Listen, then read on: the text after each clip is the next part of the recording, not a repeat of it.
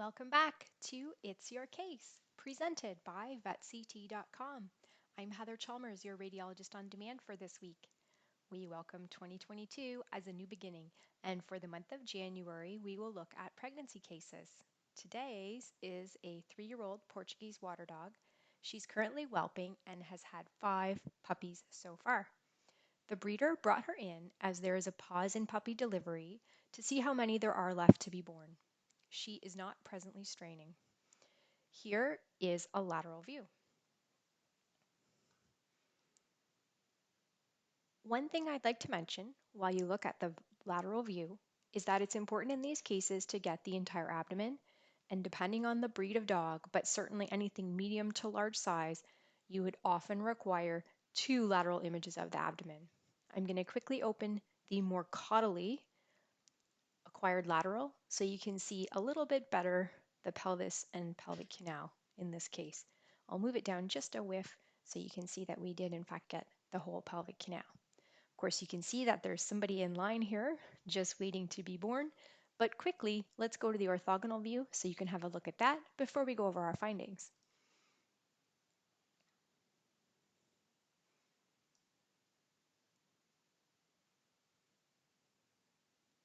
Now that we've seen the views, we'll go back to the one that includes the majority of the pelvis as a starting point.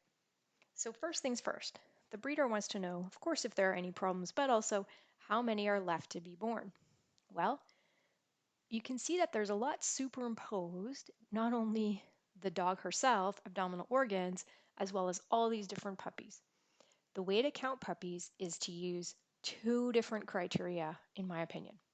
I start by counting skulls.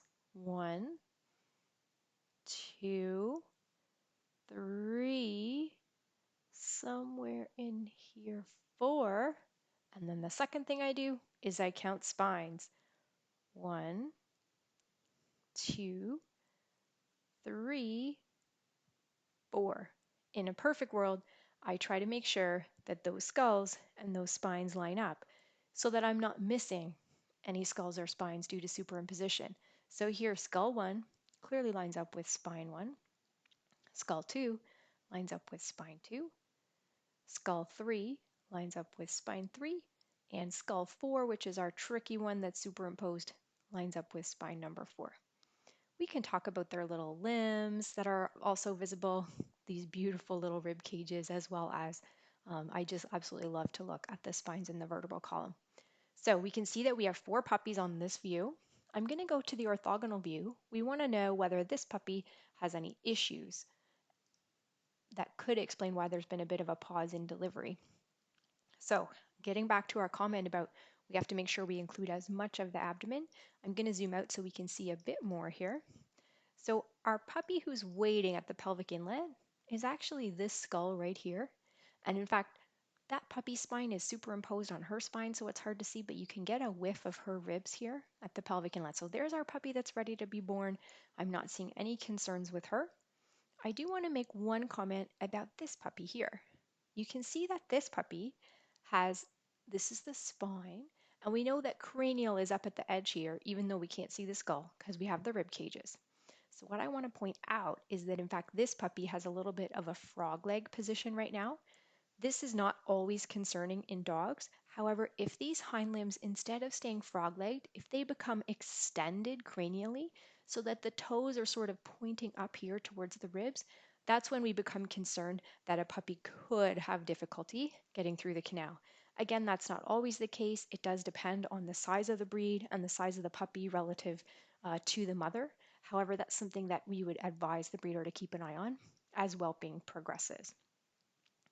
Going back to our lateral view, just to show you that this one you can see he's got its head facing forward. The front limbs are also fairly extended, a little bit flexed at the elbow, but they're definitely facing forward. So no substantial concerns there. So to conclude about this, we want to always make sure that we're making radiographs of the whole abdomen and pelvis. We count spines and skulls and then ideally count them together to make sure we're not missing anyone.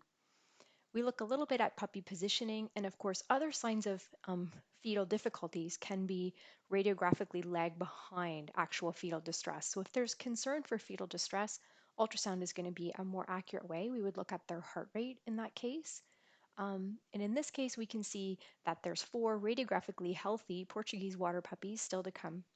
We know one is close to the pelvic canal, so straining may resume soon, and they must be aware that one of them hopefully won't, but could potentially be what would be considered breech. Be sure to review the full report associated with this case. Thanks for listening, and remember, it's your case, so please post your questions on social media.